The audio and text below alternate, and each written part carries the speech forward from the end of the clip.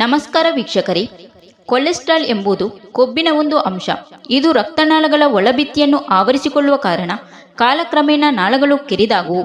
ಇದರಿಂದ ರಕ್ತ ಸಂಚಾರಕ್ಕೆ ಅಡಚಣೆ ಉಂಟಾಗಿ ಹೃದಯಕ್ಕೆ ಅಪಾಯ ಉಂಟಾಗುವುದು.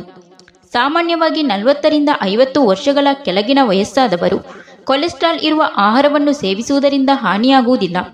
40 ರಿಂದ 50 ವರ್ಷಗಳಿಗಿಂತ ಮೇಲ್ಪಟ್ಟ ವಯಸ್ಸಾದವರ ನಿತ್ಯಾಹಾರದಲ್ಲಿ ಕೊಲೆಸ್ಟ್ರಾಲಿನ ಅಂಶವು ಹೆಚ್ಚಾಗಿದ್ದರೆ ಹೃದಯ ರೋಗ ಉಂಟಾಗುವ ಸಂಭವವಿರುತ್ತದೆ. ತುಪ್ಪ, ಎಣ್ಣೆ, ಕುರಿ ಮಾಂಸ, ಬೀಫ್, ಹಂದಿ ಮಾಂಸ, ಕೋಳಿ ಮೊಟ್ಟೆಯ ಹಳದಿ ಲೋಳೆ ಇವುಗಳಲ್ಲಿ ಕೊಲೆಸ್ಟ್ರಾಲ್ ಅಂಶವು ಹೆಚ್ಚಾಗಿರುತ್ತದೆ.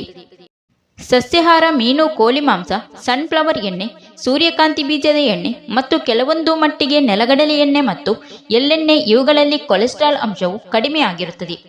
ವೃದ್ಧರ ನಿತ್ಯಾಹಾರದಲ್ಲಿ ತುಪ್ಪದ ಪ್ರಯೋಗವಿದ್ದರೆ ರಕ್ತನಾಳಗಳಲ್ಲಿ ಕೊಲೆಸ್ಟ್ರಾಲ್ ಒಟ್ಟುಗೂಡಿ ಹೃದಯದ ರೋಗ ಉಂಟಾಗುವ ಸಂಭವವಿರುತ್ತದೆ. ಹಾಗಾಗಿ ಕೆಂಪು ಮೂಲಂಗಿಯನ್ನು ಹಸಿಯಾಗಿ ಅಥವಾ ಪಲ್ಯ ಮಾಡಿ ಅಥವಾ ಹಲ್ವಾ, ಮುರಬ್ಬ ಮಾಡಿ ಇಲ್ಲವೇ ಅದರ ರಸ ತೆಗೆದು ಶರಬತ್ತು ಮಾಡಿ ಸೇವಿಸುವುದರಿಂದ ಹೃದಯಕ್ಕೆ ಬಲ ಸಿಗುತ್ತದೆ. ದಾಳಿಂಬೆಯ ಬೀಜಗಳನ್ನು ಪುಡಿ ಮಾಡಿ ಅದಕ್ಕೆ ಸ್ವಲ್ಪ ಕಲ್ಲು ಸಕ್ಕರೆ, ಸ್ವಲ್ಪ ದಾಲ್ಚಿನ್ನಿ ಪುಡಿ ಮತ್ತು ಏಲಕ್ಕಿ ಪುಡಿ ಸೇರಿಸಿ ಚೆನ್ನಾಗಿ ಬೆರೆಸಿ ಸೋಸಿ ಇಟ್ಟುಕೊಳ್ಳಬೇಕು. ಇದನ್ನು ದಿನಾಲು 2 ಬಾರಿ 30 ದಿನಗಳವರೆಗೆ ಸೇವಿಸುವುದರಿಂದ ಹೃದಯ ರೋಗವು ಗುಣವಾಗುತ್ತದೆ.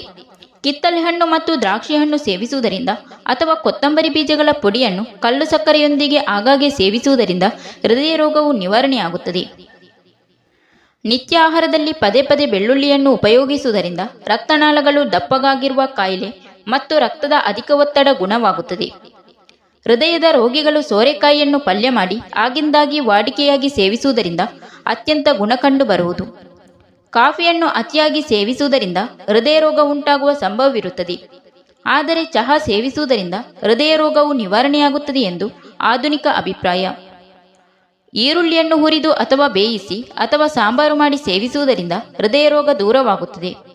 ಮೊಳಕೆ ಬಂದಿರುವ ಗೋಧಿಯನ್ನು ಪಲ್ಯ ಮಾಡಿ ಸೇವಿಸಿದರೆ ಆರೋಗ್ಯಕ್ಕೆ ಬಹಳ ಒಳ್ಳೆಯದು. ಆದರೆ ಮೊಳಕೆ ಬಂದಿರುವ ಗೋಧಿಯನ್ನು ಬೇಯಿಸದೆ ಹಾಗೆಯೇ ಹಸಿಯಾಗಿ ಸೇವಿಸಿದರೆ ಇನ್ನೂ ಉತ್ತಮ. ಇದರಿಂದ ಹೃದಯ ರೋಗ ದೂರವಾಗುತ್ತದೆ. ಸೋಯಾಬೀನ್ಸ್ ಮತ್ತು ಹಣ್ಣುಗಳ ರಸದಲ್ಲಿ ಮತ್ತು ಕುರಿ ಮತ್ತಿತರ ಪ್ರಾಣಿಗಳ ರಕ್ತಕೋಶ ಮತ್ತು ಪಿತ್ತಾಶಯಗಳಲ್ಲಿ ಮತ್ತು ಮೆದುಳಿನಲ್ಲಿ ಮತ್ತು ಕೋಳಿ ಮೊಟ್ಟೆಯಲ್ಲಿ ಲೆಸಿಥಿನ್ ಎಂಬುದು ಅಡಕವಾಗಿರುತ್ತದೆ.